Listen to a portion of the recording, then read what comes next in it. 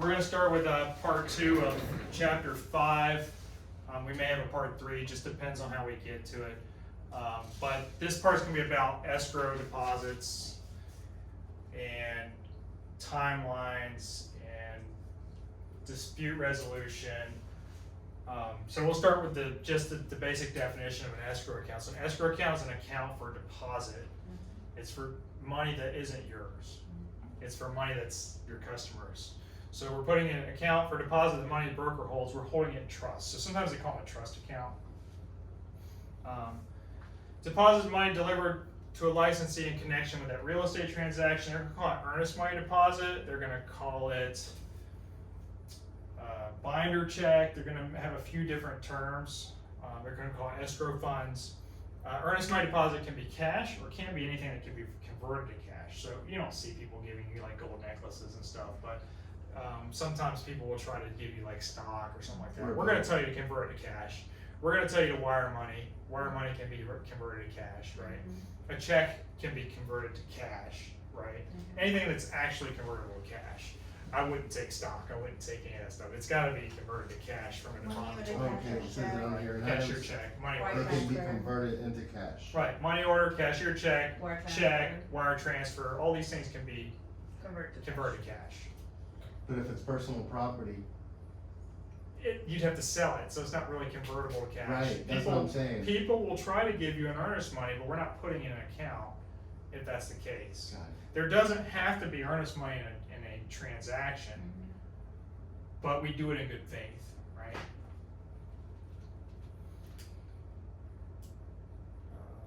It's not moving. My screen's not moving. So So you don't have to have earnest money deposit, but it's the right thing to do. I wouldn't do it. I wouldn't do it without earnest money. For sure. Unless it's family or something, you know.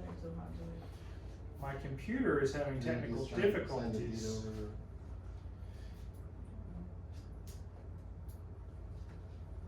And it's locking up on the TV, so, or my battery's dead, one or the other. Okay, so again, my battery must be dead again, so that's nice. So we're gonna move this over a little bit. I'm just gonna hit the button, so That's for cool. escrow. So first place is, where do we keep this earnest money, right? So we keep the earnest money in a broker-held escrow account. Credit union, a commercial bank, a savings and loan association. We don't really have the savings and loan associations like we used to back in the day. But one of these types of banks. So commercial banks would be like SunTrust, Bank of America, right? Larger. Credit unions would be like ViStar, Navy Federal Credit Union, Community something cards. like that, right? Savings and loan associations, those we used to have those. We used to have like, Yeah, I remember those. I don't remember the names of them, but we had some Yeah, savings and loans, I right? remember. First Florida Savings and Loan or something like that. Right. Florida-based title companies, you can also hold that. So an attorney escrow account, attorney trust account, or something like Milestone Title or Landmark Title, something like that. One of these title companies can hold that earnest money from the deposit, right? So when we put money in escrow for somebody else, we put it in a trust account, we have to do it immediately. Immediately is defined a couple different ways. So immediately means, for the sales associate, means the next business day. Next business day. So if I get a check on Friday, I have to turn it in by Monday. If I get a check on Monday, I have to turn it in by Tuesday. Okay, that's the sales associate piece. Now the broker can be the third business days, but it's inclusive. So if you get it on Friday, Monday, Tuesday, Wednesday, right? Right. If it's Monday, Tuesday, Wednesday, Thursday, right? Tuesday's Friday, right? Wednesday's Monday, right? So you don't count the day It's the off. third business day. No, day of is day 0. Got Day it. 1 will be the next business day. Day 2, day 3. It's not day 1 and then 3 more days. It's day 1 and then 2 more days to equal 3 days, right? And we'll do an example of a question and all that stuff to kind of explain that a little better, because it's the next business day. So what they'll do is they'll have the 4th of July fall They on don't- Monday, they don't go by and then calendar go by days. Tuesday. It's They calendar go by- days. It's yeah. business days, and it's business days that the banks are open. Right. Right? Not all banks are open on Saturday. Some are, but not But they're all working are. for Monday's business day. So Monday through Friday is business days, Pretty right? It's a little different in the lending world, but in the real estate world, that's the truth. So examples of escrow deposits. So here we go. Sales associate receives the earnest money on Wednesday. Sales associate must deliver the check to the broker by when? Was it a day? Thursday, right? Broker must to put it in the escrow account no later than Monday. So here it is. Wednesday's day 0, Thursday's day 1, which the sales associate has to give to the broker. The broker then has 2 days to give it to the trust account. So I say right? it's Monday pretty much. Right, Monday on this one. Does that make sense? So now, do they all fall within the 3 days? No, sales associate is 1 day. So it's a total of 4? No. Total 3. Right, that's what I'm thinking. It's 3 days. It's 3 days. Day 1 is 0. The day you receive it is day 0. What if you got it at 6 o'clock on Wednesday? So the sales associate received it on Wednesday. On At Thursday, at the 8 sales o'clock at night. associate must give it to the broker, that's day 1, Thursday, and then, okay, got it, so day 1 is, Day 1 is the next day, the next business day. so when the agent gives it to you, that's day 1. No, day 1 is the next business day from the day. So let's say I The receive borrower it gives tonight. it to you. Let's say I receive it today at 5 If you receive it right now, today at 5 o'clock. if you receive it right now, today's Monday, tomorrow is Tuesday. Right. Tomorrow is day 1. That's, yeah, okay. It doesn't matter what time of day you But receive it. me, I can hold it just for the sales. You can for only hold it for Thursday. 1 day. Right, exactly. And it has to go to the broker by And- day 3. Right. And was that calendar or business day? Business days. Business. All business days. when it So comes to Monday money. through Friday always? Pretty much. For money. Don't say always, for No, money. but it's that holidays. You see, it's totally there. So escrow check payable to the sales associate, that's a problem, right? Because people will write a check, right? And the check will say brokerage, right? It should be made to the brokerage or the trust account, whichever account we're putting in is where the check should be But made. not to the sales. It should never be made to the sales associate. It should never be made to cash. It should never be made to a bank directly. It should be made to the brokerage account or the trust account. Right, so you make the check out to Landmark Title. To the for title example, company. right? And it goes in their escrow account. And You then put on the the- address and you put the on the reference note number on section. it, right?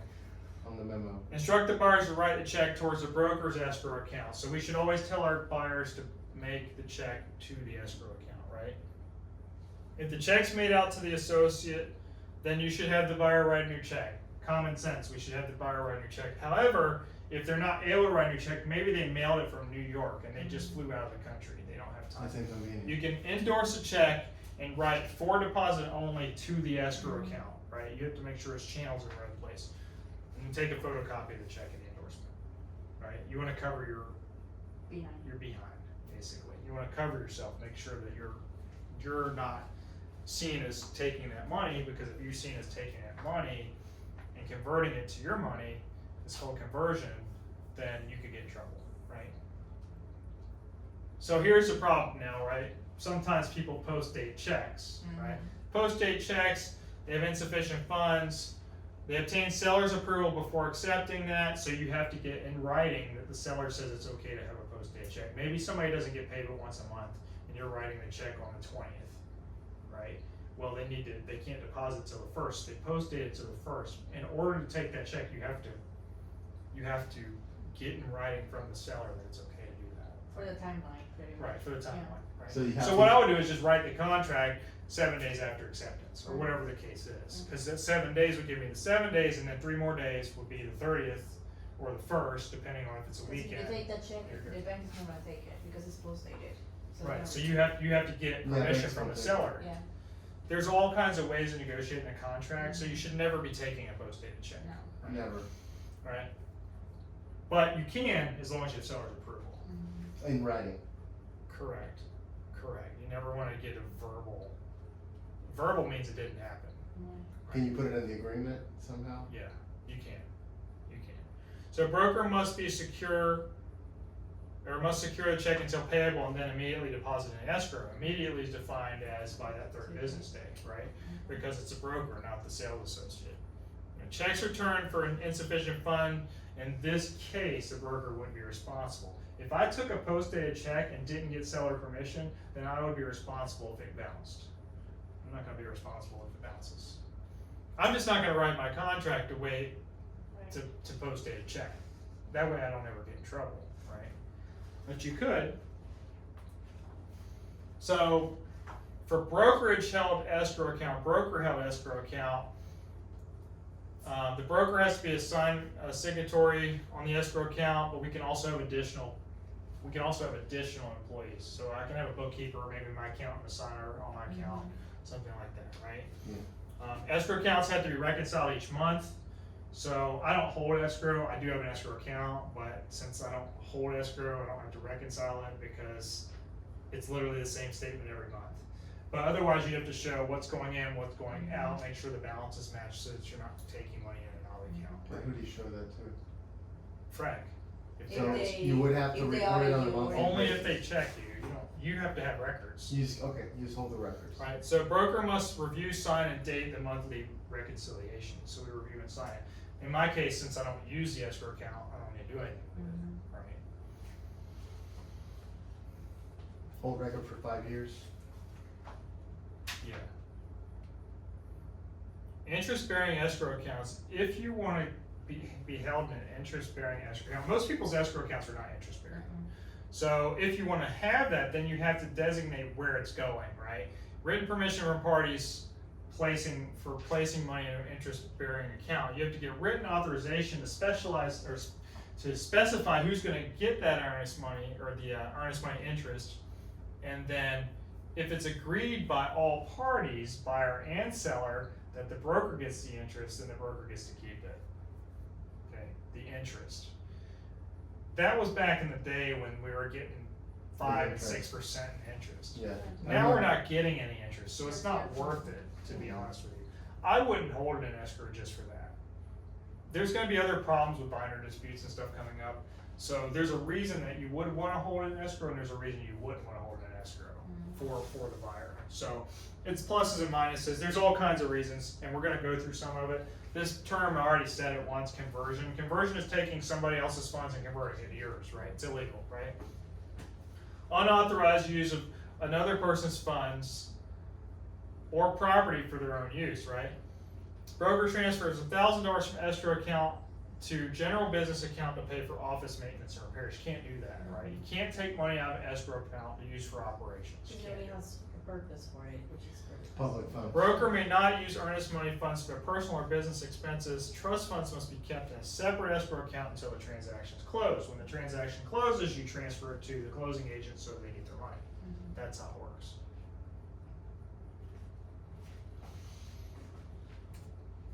Commingling is mixing your company money, mixing the money. So to mix money or other personal property another with the other broker's money or property. So I receive a money for $5,000 in escrow, and I put it in my general operating account that has commissions and everything else, and I can't do that. You can't commingle those funds. That escrow account has to be separate, right? Trust funds must be kept in a separate account until the transaction closes. It's illegal to commingle property, right? Money, so illegal. It's gonna go a step further and talk about escrow accounts, okay? And talk about different types of escrow accounts. Property management escrow accounts, operating accounts, escrow accounts are all different. So here's what we're gonna talk about. First though is the licensee's failure account to deliver, right? So if the licensee fails to deliver money, legal documents, or commission to the person that's entitled to receive it, we could be in a liability situation, right? Broker received a check from a buyer who made out to John Stetson, he's an attorney trust account. Broker placed a check in his desk drawers with the intent to deliver it the next business day. Closing statement failed to show the earnest money from the buyer, and the attorney had no record of the deposit because they never got the check. This is a violation of license law.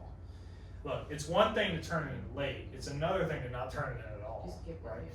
Now, you should not be turning it in late, it has to be in there by the 3rd business day, but you definitely shouldn't Keep it. hold it, Right. right? But you'd still be not compliant if he held it for 4 days. You're not compliant, absolutely, Mhm. yeah. So here's your money allowed to maintain an escrow account. You're allowed to have $1,000 in a brokerage escrow account because sometimes they have fees, other things, right? You're allowed to have $5,000 in a personal or business operating in a property account, property management account. But if you have a combined escrow account for property management and for escrow, then you can only have 5,000 total, okay? Money maintained in the account is not considered commingling because you have to have some to operate, right? This has to be accounted for in the monthly records.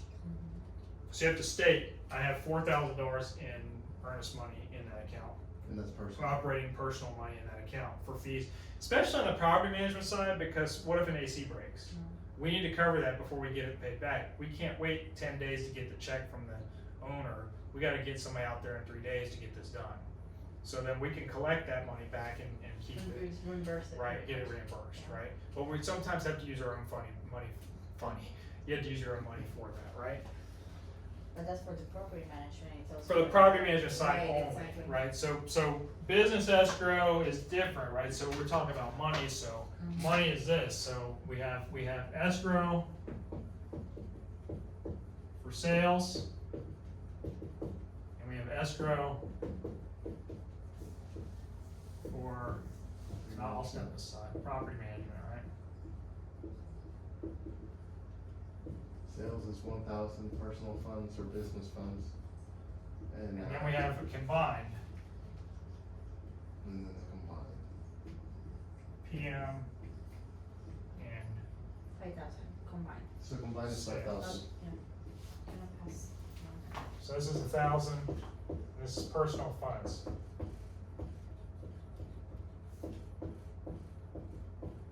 This is 5,000. So you add these together and you get 5,000. Why do you add them together and get 5,000? Because you're not allowed to have more than 5,000. So when you get the question's gonna say, So tricky. broker A has a combined escrow account for property management and sales. How much money of the broker's funds can be in there? And the answers are $0, $1,000, $5,000, and $6,000. What's the answer? 5,000. $5,000, right? You will see that question. Okay, so that's They were tricky important. like that. Huh? Yeah, no, I gotcha. So 5,000 is the limit. That's the 5,000 is the threshold. limit. It's the threshold. Bam. 5,000 for property management, 5,000 for combined accounts, 1,000 Can for they be just co- a sales account. Can they be commingled? It's not commingling. No, but meaning like, do you have to have separate accounts or combined? Okay, so you can have one combined. But that's at $5,000. Okay, I didn't know. This if is there was- escrow only, not operations, right?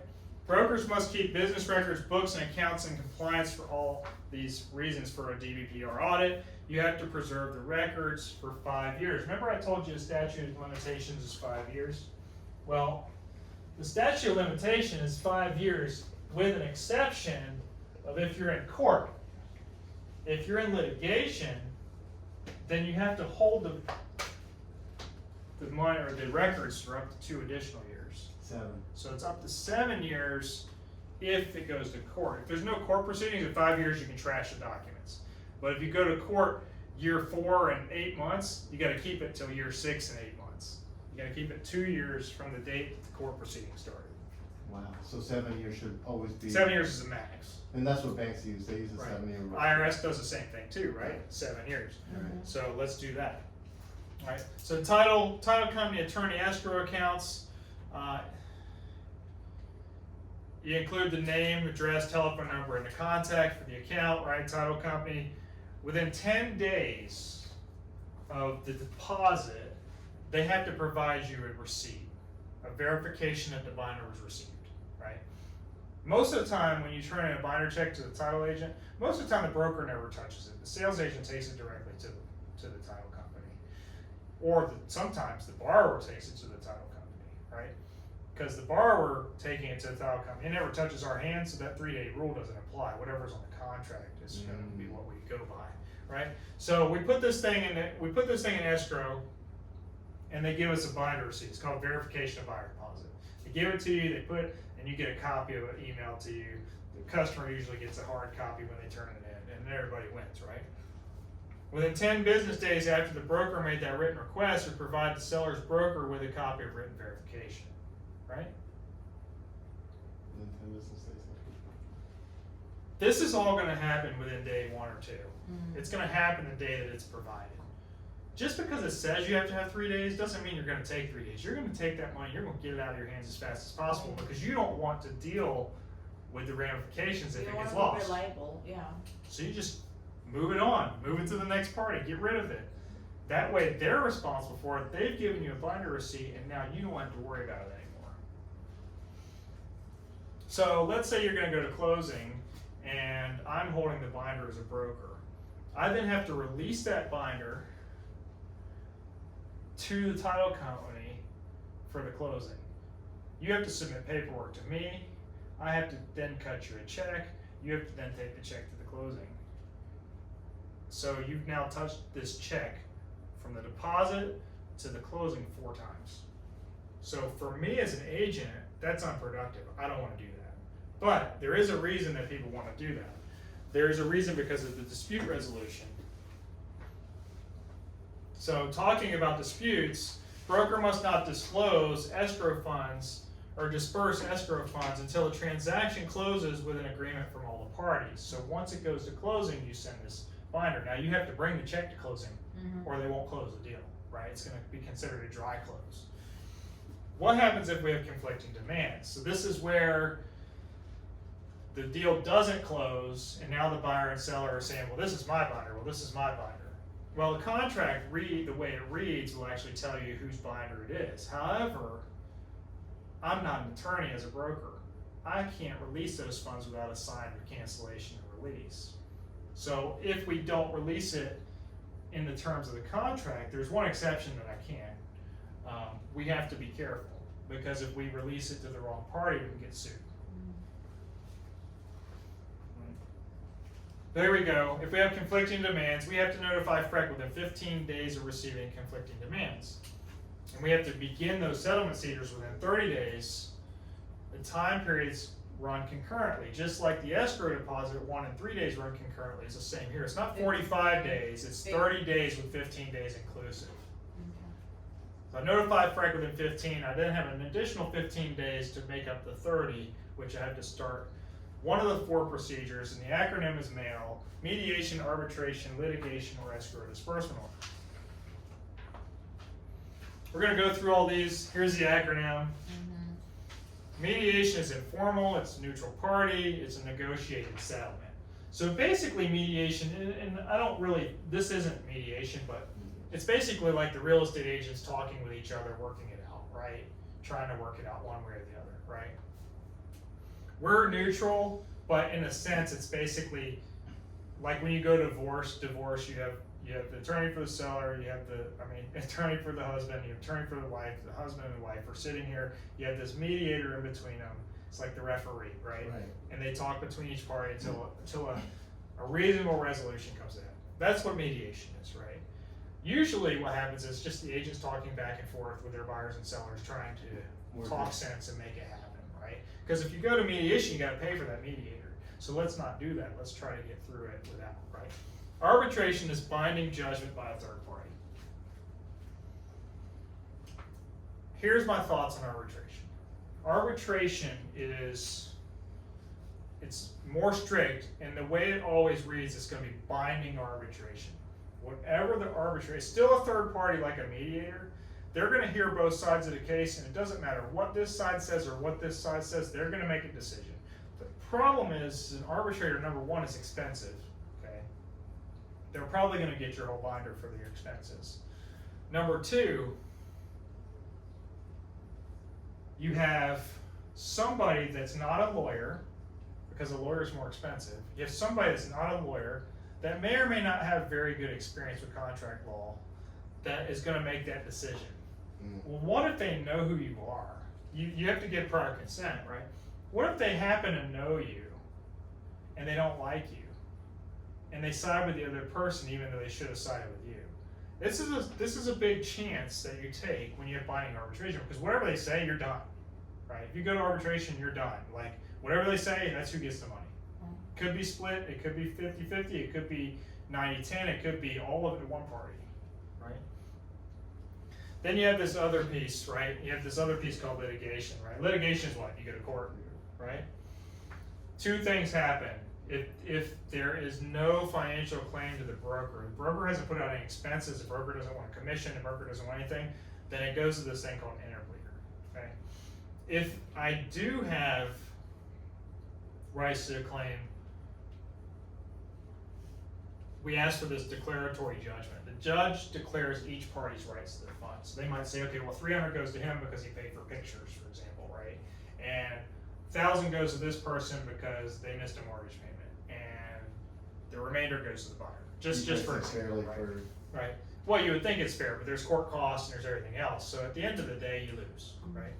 The prevailing party typically has to pay, or doesn't pay the court costs as the other party does. So you actually will get damaged if you're not careful. Then we have this thing at the bottom, escrow disbursement order. So escrow disbursement order is an order a broker requested. It can't be from an attorney trust account. It has to be on the brokerage account for the escrow disbursement order. The other three can be done no matter what. Escrow disbursement order can only be initiated by a broker. Broker sends a summary of what happened during a transaction to the real estate commission. The real estate commission then rules on it, tells the broker what to do with the funds. If they tell you to do something with the funds and the other person sues, the real estate commission, the real estate recovery fund will cover that money. If you just release it on your own, they don't cover you. Escrow disbursement orders get messy. Escrow disbursement orders get messy and they take up a lot of time and you have to build timelines. Not necessarily the most productive use of your time. That's why a lot of brokers don't hold escrow. However, there's advantages and disadvantages to it. Holding escrow and using the real estate commission is a lot easier sometimes than going to court. Because attorneys a lot of times will not release things either, and they'll just hold up their memo. Yeah. Right. Attorney fees. So either way, you kind of, it's a 50-50 shot. Sometimes it's good, sometimes it's bad. But here's the thing, on an EDO, the commission issues a determination basically on who's just entitled to the funds. No EDO funds are in a title company or an attorney escrow account, we just talked about that. Funds must be held in a brokerage escrow account to do the EDO, and you have to inform FREC within 10 days if you settle it. So you can settle it while you're going to EDO, but if you decide, hey, I'm gonna give 10% to this party and 90% of this party, and everybody agrees on it, signs off on it, you can then send a note to FREC saying, look, we resolved this, trash it, let's move to the next thing, right?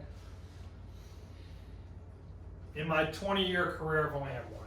I've only had one escrow disbursement order. My second year in a business. Wow. We won, because I keep good records, right? And we did the right thing.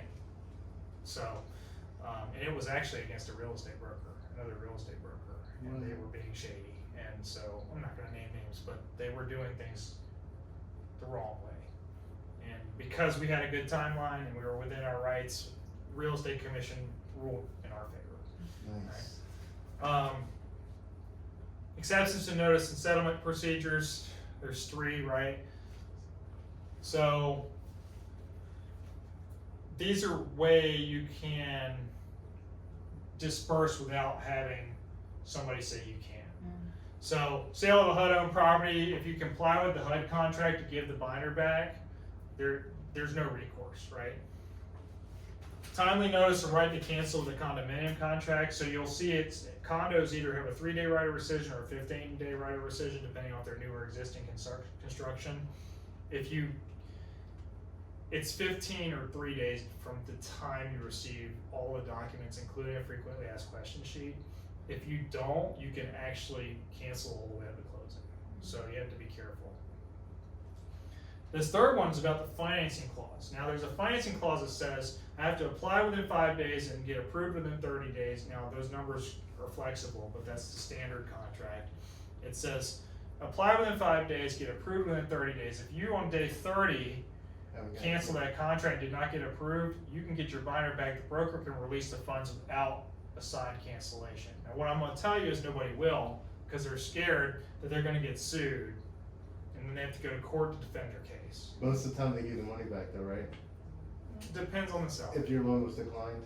Depends on the seller. I know I used to give out the letters for the. Yeah, but it depends on the seller. Got it. I would not ever loan So something. it's up to the seller. It's not up to the seller, but they think they can run the situation. Then at They the don't- end, let's say that I wanna dispute it, would you recommend an EDO for something You like that? can't if you're not holding escrow.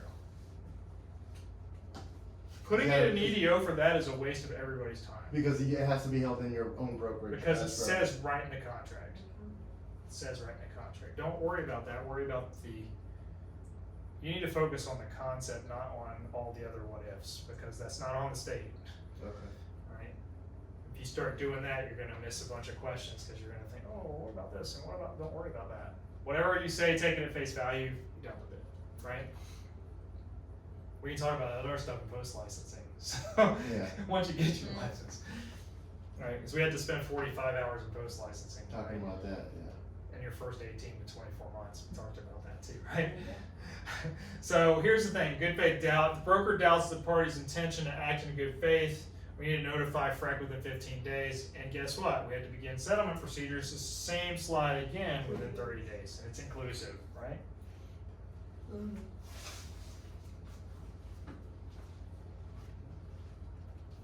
So here's the title company and attorney escrow agents. Broker is not obligated to report anything to FREC because it's not held in the broker account. This is why a lot of brokers don't hold escrow, right? There's advantages because EDOs a lot of times will go in favor of the buyer. And guess what? If you're holding escrow, you're holding it for the buyer 9 times out of 10, right? We're not depositing in the seller's agent's company's account. Not typically, every once in a while you do. And I have actually on occasion. It just depends on the situation, right? And broker's not obligated to report, so now I have less paperwork, right? Not obligated to institute a settlement procedure, so now I have more or less paperwork, right? More less paperwork, that's an oxymoron. And then the title company will not disperse without authorization from all party. They're gonna send you to court. Well, guess what happens? When you go to litigation, you lose the money because it now gets tied up in court fees and costs and lawyers and everything else. So a lot of times, this is the reason people don't wanna hold it in an attorney escrow account, right? Even though they can make a decision on it, they're not going to, right? That's where the advantage of holding it in a brokerage escrow account is that I can institute these settlement procedures and the real estate commission will side with who they need to. And they're gonna go strictly on contract and timelines. I did this date, this date, this date, this is why we got canceled, here's what our resolution is, this is our timeline, and then the other agent's gonna write the same thing. Here's the reason for this, and this, FREC's gonna review it and send it back. But if it's a title company, you can't do that. Then you have this whole rental list thing, right? Rental list, a bad rental list is a first degree misdemeanor, okay, we're gonna remember that. Licensees who furnish rental information for a fee must provide that a receipt with a provision of repayment. Here's the thing, if it's a bad list, if it's expired stuff, it's already rented out, you have to give them 100% refund for that rental list, okay? The other thing is, and what happens is they charge you $100 for a rental list. You go out and try to find a rental property. If they don't secure a rental, they're entitled to 75% back even if the list is current. So here's my thoughts on this. Why charge them for a rental list anyway? Just send them the MLS listings and let them go at it. Because $100 isn't worth trying to worry about paperwork and worry about getting in chance of having a first degree misdemeanor for providing bad information, right? First degree misdemeanor is punishable by $1,000 in fines and a year in prison. Why would you do that? It's better just to give them the list and be done with it. It's not worth the $100, right? There's a good chance you won't get it back anyway because rentals go so fast and this market's out of date information, right? So here's sales associate commission. We talked about commission a lot. Who has to pay the sales associate's commission? Broker does, right? Must be paid by the associate's employer, not by a buyer or seller directly. Associate splits determined by agreement with the employer. So everybody has an independent contractor agreement. Associates may not operate independently. All listings, contracts, commissions are the property of who? The broker, the special agent's property, right? Sales associate then gets paid. They handle the deal, they get paid a percentage based on that, right? Broker's commission established by an agreement between the broker and the party who agrees to pay. It is negotiable. Everything in real estate is negotiable. That's your listing agreement. That's what it's talking about, or a buyer-broker agreement, or any of that stuff. State of Florida does not regulate commission. You're not allowed to you're not allowed to collude. You're not allowed to say, hey, I'm going to charge 6%. You're going to charge 6%. Hey, I'm going to do the west side. You're going to do the east side. Can't do any of that stuff. There's no collusion to get commissions raised, right? They say that there's this quote standard commission in real estate. There's no such thing as a standard commission in real estate. You So charge, there's not a you charge, I standard charge, commission. what I charge. Everybody says 6%. That's not true. No, It's not true. it can be anything. It could be anything. It could be $1. It could be 10%. It could be 10%, It's up to it could be the 12%, broker. it's whatever the broker does, Yeah. right? Licensees may share their commission with the buyer or seller as long as they disclose it. Okay. Okay, so if you wanna share your commission with a buyer, you have to put it in a contract, 20% of my commission will go back to the buyer as a rebate. The lender has to review it, the underwriter has to review it. That happens a and lot? everything else. That's kinda- Sometimes, yeah. it depends. It Okay. depends on the situation. What if you wanna buy somebody out of a lease? Yeah. What if they need $1,000 for their closing costs and nobody else will do it? Mhm. You do things to make the things happen. So there's a lot of that money going around this business, but a lot of agents are greedy and they won't do it. Yeah. Antitrust laws. So talk about a couple of them, and you may see a question on this. Not as likely, but you may see a question. Antitrust laws are here to protect competition and ensure restraint of trade, right? So here's where we're talking about illegal commissions or to fix commissions, price fixing. I already talked about these. Inspiring to split up the market to avoid competition, right? So you're trying to create a monopoly, right? Can't do that, right? These are the two acts, Sherman-Clayton Antitrust Acts and the Federal Trade Commission Act. So, Inspired to split up markets areas to avoid, yeah, I'm only gonna do Bay Meadows, but I need you to do Fleming Island, right? I'm only gonna do Jack's Beach, you do Neptune Beach. We can both charge 8% that way. It's illegal, can't do it, Got it. right? Plus, I'm not gonna do that anyway, because I'm gonna get calls from Jack's Beach and I'm gonna wanna list them. Right, for What am I gonna do, refer them to you so I get less money? No, I'm not doing it. wouldn't make sense. Right? So then there's liens for property, right? We can't lien residential homestead property. Only brokers, not associates, can seek the compensation. So if you don't get paid as a sales associate, they don't pay you at closing, you can't do anything about it. The broker has to sue. And I can tell you 9 times out of 10, the broker's not gonna sue. It depends on the situation, but most brokers won't. Liens on residential for non-payment of commissions are only allowed if the broker's given authority in the listing contract. So it has to be written in there. Okay. Otherwise, you have to go to civil court. Again, it's gonna cost you $100,000 to sue somebody for $10,000, so it's not worth it. Most people won't sue. You may not encumber title of real property, so you can't put a lien on somebody's house if they don't pay a commission. Plus, if they sold it, how are you gonna put a lien on the house anyway, because now it's a new owner? Somebody else. Right. It wouldn't make It sense. doesn't make sense, The right? timing's not there. Well, you can't encumber the new property because it has nothing to do with that house either, Right. right? Alright, so here's the difference, right? So remember we talked about the 4 sections of the chapter 475, right? So part 3 talks about the commercial sales, the commercial lien act, right? So this question comes up sometimes. Gives the broker the rights to lien against the seller's net proceeds of commercial property. So you can't lien against the whole property, but you can lien against the equity, right? The net proceeds, right? As you see here, it says not lien rights on the property itself, but it liens against the equity. So once it's sold, You'll you get put a lien against it. whatever. Okay. Brokerage agreement listing contract must clearly state the broker's rights. So there's a common denominator here between residential and commercial. We still have to disclose that we have the right to lien the property or right to lien on this. Does that make sense? We have the right to sue you for this commission. It's gotta be in writing. It's gotta be in writing. So it's like an agreement, pretty much. Right. And, okay. And usually it's in the case where you feel like somebody's not gonna be honest with you, right? And I think it's gonna happen more in commercial than it's gonna happen in residential, and the reason is because there's more parts to this, right? Part 4 says leasing commission lien act. So it gives a broker the right to lien commission earned for leasing the real estate versus selling the real estate, right? So you got selling is part 3, leasing is part 4. They both give the rights to lien against the equity or the commission for the commercial real estate pieces. So 3 and 4 both commercial. Okay, 475. If the landlord agrees to pay commission, the lien is against the landlord's interest in the real property. If the tenant agrees, then it's against the tenant, right?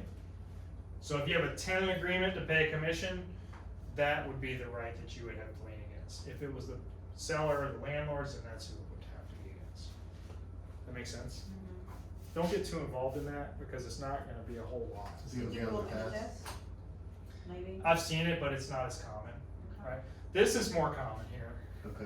Kickbacks. right? So kickbacks, so unearned fees paid to a licensee associated with a real estate transaction for non-real estate services, right? Referral fees for non-real estate services, buyer and seller have to be informed.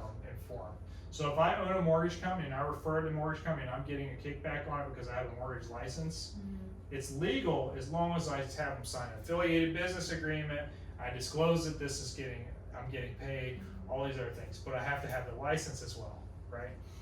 Now, that's mortgage situation. It must not violate RESPA, you can't pay an unearned fee associated with any closing settlement service providers, unless you have like some type of affiliated business agreement, maybe you're a partner or something. Usually in that case, you're giving them a discounted rate, so then they're actually benefiting from it. Because remember, if it benefits the public, as long as it's legal, we're usually good, right? Person receiving kickback must be properly licensed, right here, mortgage loan. If I'm licensed, I'm allowed to get a rebate, or I'm allowed to get a kickback, or some type of unearned fee for just referring it out. It's a referral fee, but I have to have that license. I'm not actually working for it other than referring it out. Just know that stay in your lane, you have to have a license if you want to get paid. And an affiliated business agreement if you own part of the company. Wow. Right. I didn't realize that. So referral fees for real estate services, licensees cannot share, we can share with the buyer and seller, but we can't share with another unlicensed person. We can't share a commission with another unlicensed person, but if you're a personal assistant and you get paid salary, you're getting paid your share. You can't get bonuses, you can't get transactionally, it has to be a salary for unlicensed people, right? Unless you have the $50 tenant exemption, right? Right here. That's for anybody, right? $50 on a deal for anybody. May not share a commission with an unlicensed person other than the buyer or seller. May not pay an unlicensed referral for real estate business unless it's the $50 finder fee for tenant. I can pay a licensed assistant a commission, a licensed assistant. An unlicensed assistant has to be salary. Right? Make sense? Yeah. We've said that already 3 For times, sure. 4 times, right? If you say it 3 or 4 times, it's gonna be on the test. Brokerage business entities, chapter 475 defines a broker to include anybody who is a general partner, officer, director of a brokerage, partnership, or corporation. So you're a broker if you're a general partner, right? Chapter 475 prohibits a person licensed as a sales associate or broker associate from registering as a general partner, operator, officer, director, any of these things. Right, you have to be a broker to be registered as part of that, because a general partner can fully act on the corporation, right? So if you think about what it is, it makes sense, right? Yes, broker, no broker associate, no sales associate. Here's the type of businesses that may register as real estate brokers. You got sole props, limited liability partnerships and companies, corporations, general partnerships, right? These are things that can be real estate brokers. Why? Because these are generally are people. It's an artificial person, right? You're creating a corporation. It's an artificial person. You have an employee ID number, right? What's a sole prop? Common sense. Owned by one person who has the liability. The owner does, right? Because usually it's one person. 100% of liability goes on that one person. You have to have a real estate license to be a sole prop real estate company, and you can register under your name or trade name. So what a lot of real estate sales associates do for tax purposes, they incorporate their name, right? My name is John Smith. John Smith Incorporated. Incorporated. Right. That's what a lot of people do. As a sales associate, that's the only thing you can do. Incorporate your name. General partnership is two or more people, partnership, two or more people, right? Created by written, oral, or implied agreement, so you can actually There's an agreement, yeah. do an agreement. Me personally, if I'm going into partnership with somebody, there's gonna be a written Always, agreement, yeah. right? Everything's in writing. Each person is liable for their debts, right? General partnership, each person is liable for everybody's debts, right? They can bind other people's contracts. There's a fiduciary relationship. It's like single agency. You can talk for one, the others can get in trouble for what you say, right? General partnership is no separation. Different from a limited partnership. You're only limited to your share, right? Real estate brokerage and general partnership, registered partnership with the DVPR. At least one partner has to be an active broker. Only one does. Partners who deal with the public have to have a license as well, though. Have to be active brokers. Sales associates may not be general partners. We just talked about that. So any general partners have to be licensed real estate brokers, Active. and if they're customer facing, they have to be active. Obviously. You would think it's obvious, but it. I'm surprised. Limited partnership, one or more general partners, one or more limited partners, right? You gotta have at least two people for a partnership. Limited partners make an investment in cash. It's kind of like a silent partner, right? Cash or property. You're not doing anything but giving resources. You're not dealing with the public. You're not doing services, right? Limited partners have limited liability, right? General partners have full liability.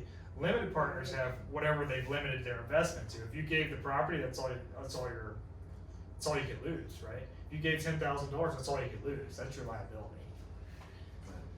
Makes sense. And Department of State, this thing says Department of State is Secretary of State. It's your Secretary of State website. That's Sunbiz. So then you have real estate brokerages and limited partnerships.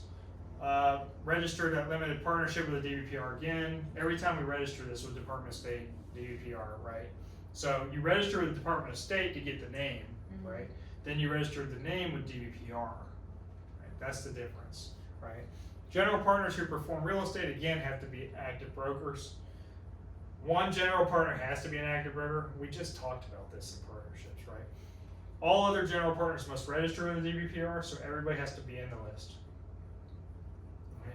Sales associates cannot be limited partner, or cannot be, general partners, right? Sales associates means sales associates and broker associates, right?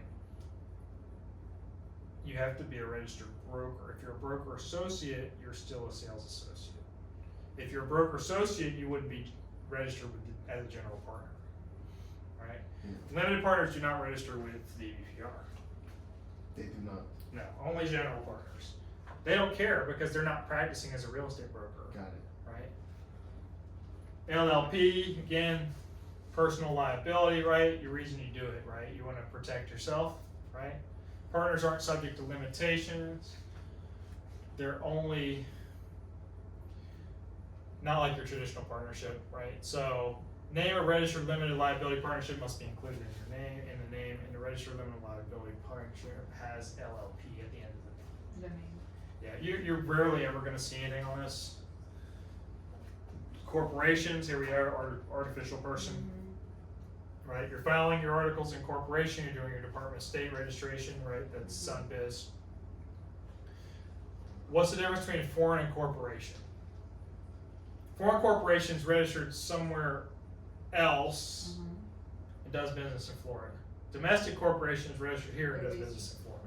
That's the difference. It's not talking about overseas, we're talking about somewhere else. Different states. It could be registered in Georgia, it could be registered in Delaware, it could be in Montana, wherever.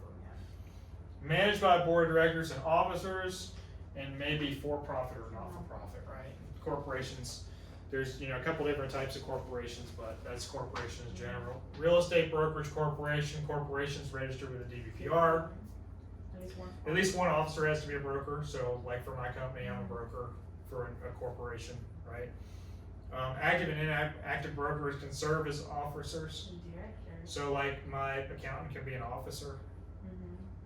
Right? She's not a broker, but she can still be a director. She can be a director, right? She has to be registered with the DVPR, but she's not dealing with the public in that capacity. It would You be in the cannot CPA capacity, right? Perform real estate Cannot perform real services. estate services, stay in your lane, you have to do what you're licensed to do, That makes sense. right? Sales associates cannot be officer directors, but they can own shares of stock. So if they wanna buy into my company to help boost profits, they can, right? I'm not allowing that, I don't allow that, because when you start selling shares to shareholders, then you have to answer to shareholders for sales productivity. And people that do that typically are looking to get profit, but not actually do anything to help gain the profit. So I don't do it. If I was a big corporation franchise, maybe. LLC, limited liability company, best features of a corporation and a partnership, right? Protection from personal liability.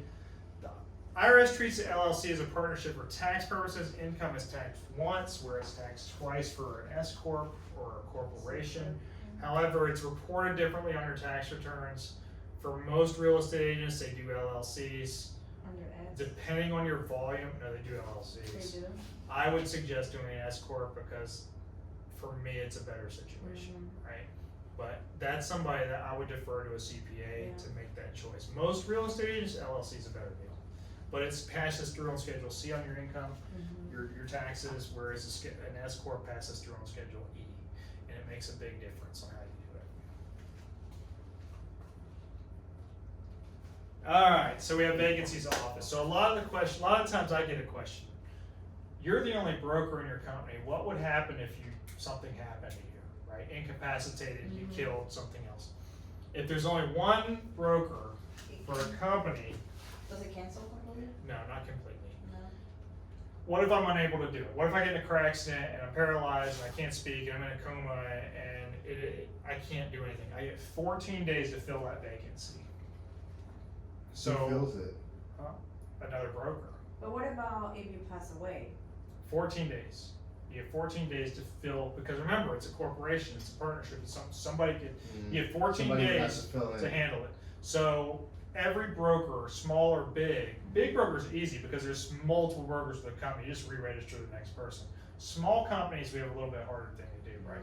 I have to find a broker, register, and I'm incapacitated, how am I gonna do it, right? So you have to have a contingency plan. So what happens is, if I were to step out of this for some reason or another, I have somebody willing to step into It's my gotta be place to pre-written. finish up the company, right? No, I mean, my ex-wife will make a phone call and we'll get the right person in here and we'll continue operations until the business is done.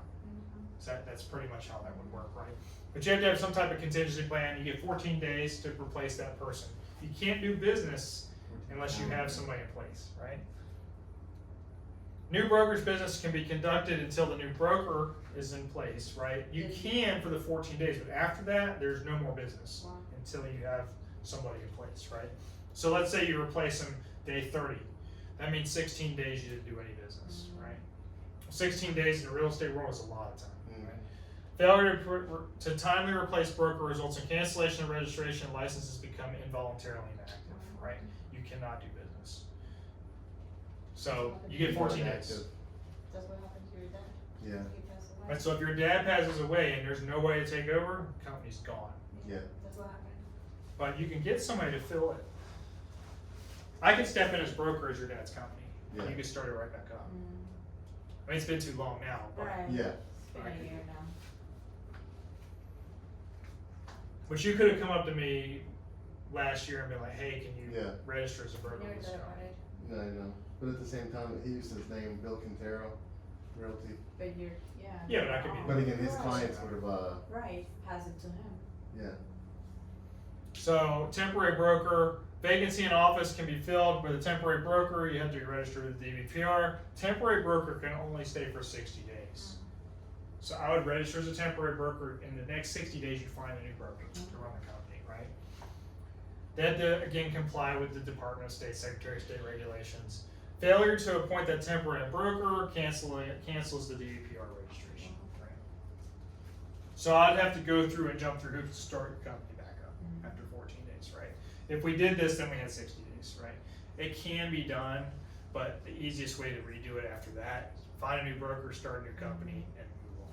That's the Quick. easiest way to do it. Alright. Business entities that may not register, so these are all these partnerships that are not really a partnership. So ostensible partnerships are bad. And we'll talk about that one last.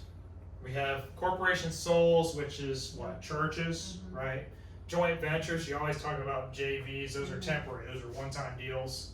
JVs, two separately registered brokers may conduct real estate business as a joint venture. It's legal to do, but you can't be a registered company because it's temporary, right? Business trust involves entities' own property, no reason to be a corporation. Cooperative association, so co-ops are like condos in New York. They have co-ops. They sell stock and all this stuff, but they're not something that you would register as a real estate corporation.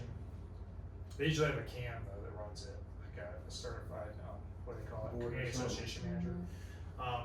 And then unincorporated associations. So examples, property owner subdivision. I'm not going to be a real estate company, right? Ostensible partnership is, let's say I let you work out of my office all day long, every day, making calls, whatever you're doing, and I'm here every day, and we're chatting together. You're sitting like right here at one table, and I'm sitting at the other table, and Molly Joe comes in from outside and talks to us, does business with us, talks to you, talks to me, ends up doing business with me, and then you say something and she goes with that and then she sues me. You're both liable.